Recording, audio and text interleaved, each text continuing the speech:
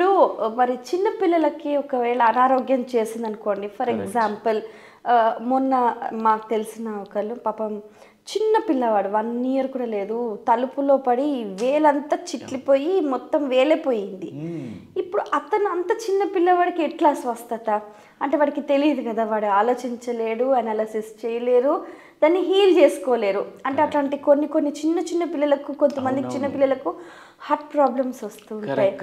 అప్పుడు అలాంటప్పుడు హీలింగ్ ఎలా? అంటే వాళ్ళని చూసి తల్లిదండ్రులు మనోవేదనకు గురవుతూ ఉంటారు. అసలు మామూలుగా వర్ణనాతీతం ఉంటుంది.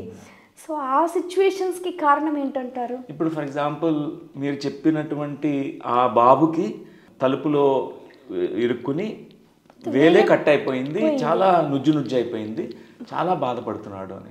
అది ఫిజికల్ ప్రాబ్లం, అంటే ఒక యాక్సిడెంటల్గా తలుపులో కర్మ ఫలితం అంటారా? అంటే అది ఇక్కడ స్వస్థత అంటే ఎట్లా అంటే ఫిజికల్ లెవెల్లో తీసుకోవాల్సిన జాగ్రత్తలన్నీ తీసుకోవాలి. అంటే అలాంటి ఇప్పుడు దానికి కావాల్సినటువంటి శుభ్రపరచడము అవన్నీ తీసుకోవాలి.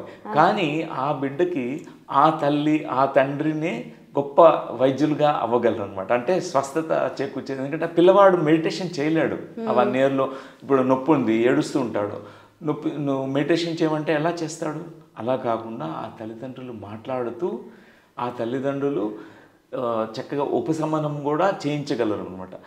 ఎట్లా అంటే మనకి ఇక్కడ క్వాంటమ్ లైఫ్ యూనివర్సిటీలో బాలమైత్రేయులు అనే ఒక ప్రోగ్రామ్ మనం డిజైన్ చేశాము.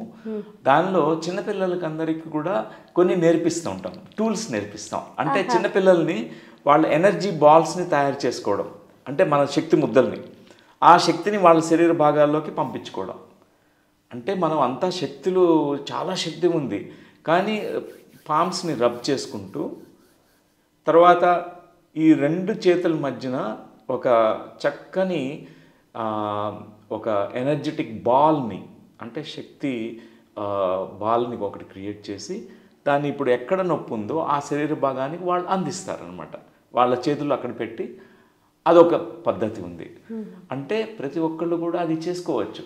ఎక్కడ నొప్పి ఉందో అక్కడికి వాళ్ళ శక్తినే వాళ్ళు అక్కడికి ఛానల్ చేసి వాళ్ళే ఇచ్చుకుంటూ వాళ్ళు తగ్గించుకోగలరు. అలానే ఆ చిన్నపిల్లవాడికి అలా నేర్పించవచ్చు.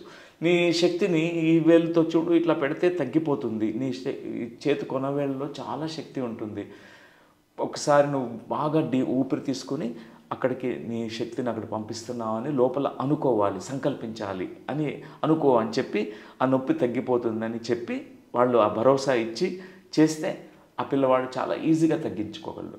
సెకండ్, ఆ తల్లి తండ్రి కూడా వాళ్ళు ఆ బిడ్డకు కావాల్సిన చక్కని హగ్స్ ఇచ్చి ఆ ప్రేమను అందిస్తే తల్లి యొక్క ప్రేమ చాలా గొప్పదన్నమాట. ఒక ఎట్లాంటి నొప్పినైనా బాధనైనా కూడా తగ్గించగలిగే, ఉపశమనం చేయించగలిగే గుణము తల్లి యొక్క ప్రేమకు ఉంది. సో తల్లి హగ్ చేసుకొని ఆ పిల్లవాడితో కొంచెం 1 గంట సమయంలోనే ఆ పిల్లవాడికి ఆ నొప్పి అంతా తగ్గిపోతుంది. తర్వాత ఇది చాలా ఫాస్ట్గా తగ్గిపోతుందనే ఆ యొక్క మాటలు చెప్తారు కదా తల్లిదండ్రులు, నువ్వు చాలా తొందరగా తగ్గిపోతుంది, చాలా తొందరగా. అదేం చేస్తుందంటే వాళ్ళకి ఈ సబ్కాన్షియస్ మైండ్లో విత్తన రూపంలో పడి ఆ పిల్లవాడు చాలా ఫాస్ట్గా, చిన్నపిల్లలకి న్యాచురల్గానే ఫాస్ట్గా తగ్గించుకునే గుణం వాళ్ళకు ఉంటుంది.